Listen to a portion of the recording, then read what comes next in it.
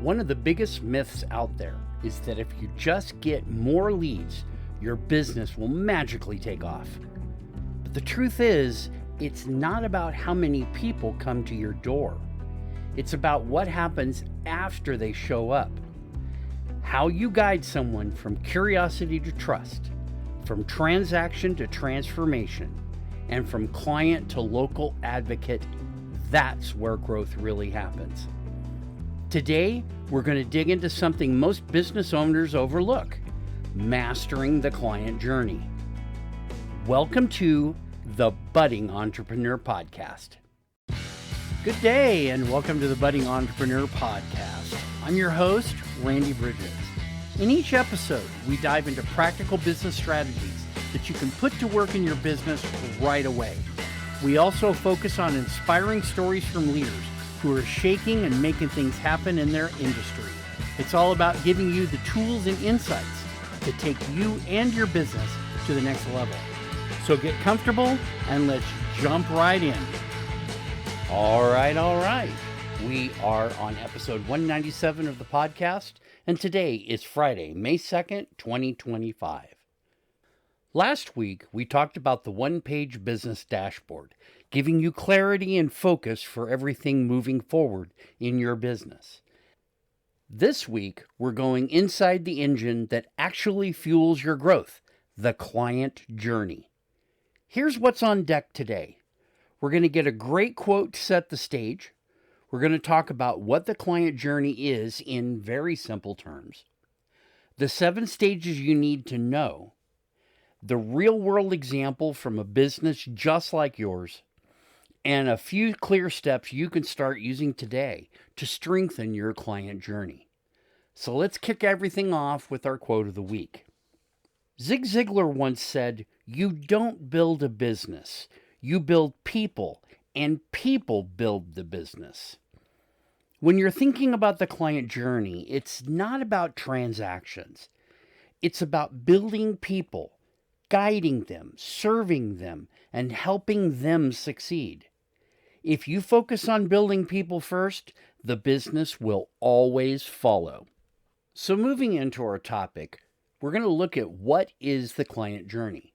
And let's break this down into plain English because there's a lot of people that have a lot of different ways of looking at this, but really it comes down to this. The client journey is the story of how someone experiences your business. From the first time they hear about you to the day they're proudly sending others your way. It's not about what they buy or even when they buy. It comes down to how they feel, what they need, and how you show up for them every step of the way. Think of it like a roadmap. Every touch point, whether it's a website visit, a casual media post, or even a conversation and event, it's a chance to build trust or lose it. And it's important for us to remember that for many, especially for customers in service, the journey isn't a straight line.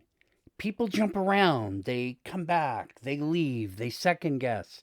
That's all normal.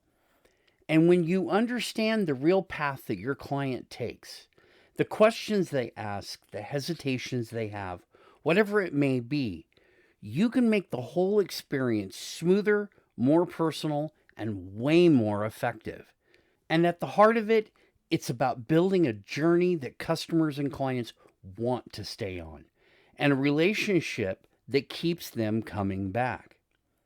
Now, one last caveat. If you don't intentionally design that journey, chaos will design it for you.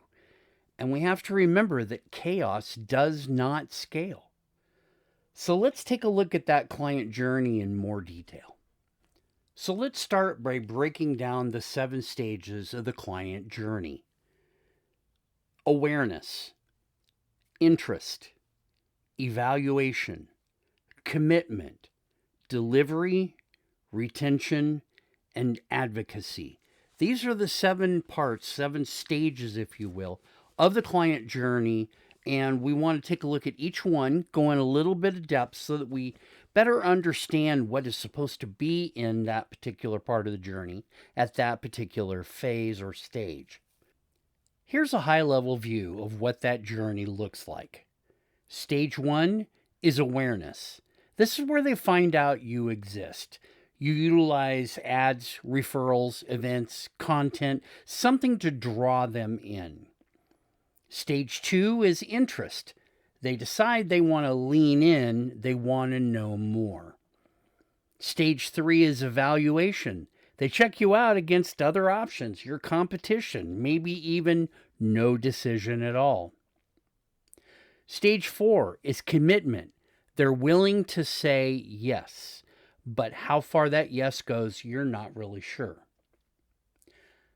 The next stage is delivery. You fulfill your promise. Now, this is huge because most people stop thinking after the sale. They put the sale as the primary focus, and once that's done, man, they're like, okay, my job's done. And the answer is, no, it's not. The next stage is retention. You keep them engaged and satisfied over time. And the final stage is advocacy. They start telling others about you because they want to.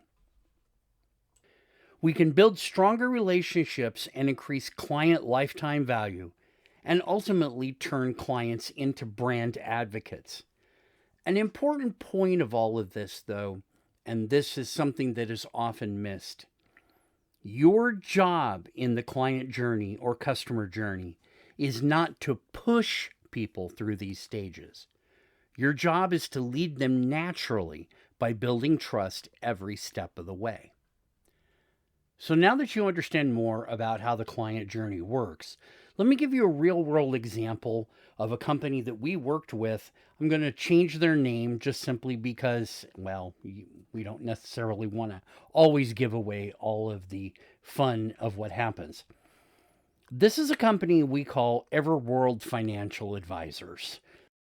They're very much like a lot of the companies many of you probably run. They knew they couldn't just sit around hoping that clients would stumble in and stay with them for a period of time.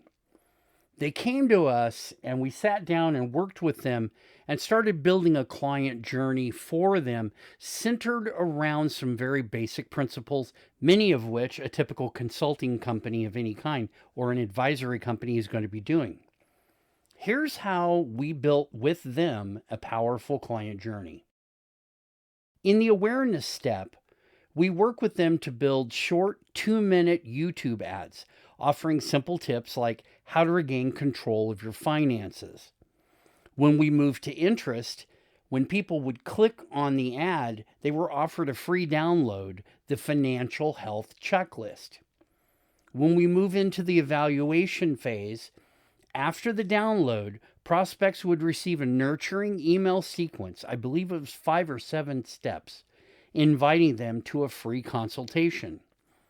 In the commitment stage, at that consultation, Everworld mapped out a personalized high-level financial roadmap before ever asking for any commitment.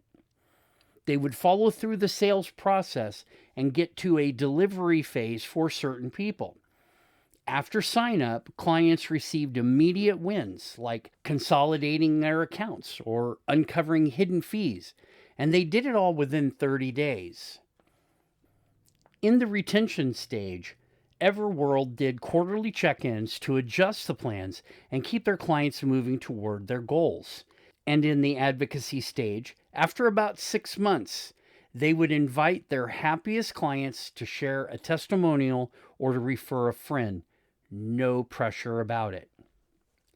Now, I want you to notice something about that client journey. There's no confusion. There was no hard selling. It was just a clean, professional human experience. And guess what? This client's referral rates doubled inside of 12 months. Now, that speaks highly to a process that matches what customers and clients are actually looking for. So how do you start putting this into place without creating a giant 80-page blueprint? Well, here's 3 simple focus points that will make all the difference in the world for you. Number 1, be clear at every step. People should always know what's coming next. Uncertainty creates hesitation, but clarity builds momentum. Even something simple like the next step is booking your consultation makes a huge difference, both for the person who's providing the service and the person who's receiving it. It's good to know where you're going and what's going to be coming in case you have need to do something different, or maybe you've tried that before and it didn't work. So these are good things to bring into play. Number 2, focus on quick wins early. Nothing will kill a client journey faster than having to wait and wait and wait and wait and wait for results that you thought you should have gotten right away. Early momentum, that equals lasting loyalty. Get your clients a meaningful win inside the first 30 days. Sooner if you can do it. It doesn't have to be life-changing, just a meaningful enough way for them to say, this was a good decision. And number 3, create natural referral moments. Referrals don't come because you ask for them or that you ask better. They come because you serve better. When a client or a customer feels seen, heard, and helped, you won't have to beg for testimonials. They'll be proud to talk about you. I've done testimonials for companies that I was happy to do it. They didn't even need to ask me, and I would give it to them. Nonetheless, the good companies always did ask. And final thought, it's not about automation first, it's about relationships first. Automation supports the relationship, it doesn't replace it. So let's wrap this up. Number 1, the client journey is everything. It's the heart of sustainable growth. Number 2, you can design it intentionally or you can leave it to chance. And boy, I don't know that you want to do that. And 3, you don't need complexity. You need clarity, quick wins, and trust building moments. If you'd like some help building that client map, just give me a call or reach out. We have our Maximum Business Impact session. It's down in the notes, link to it. You can sign up for it, pretty easy. And we go through this and build it out to match what you need. Now, next week, we're staying right on theme because the natural step after the client journey is mastering the client experience itself.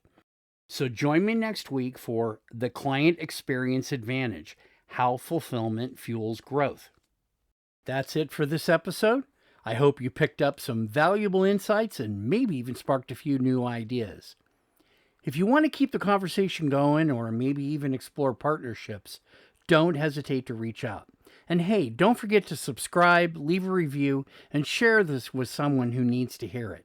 The steps you take today could be the start of something big tomorrow.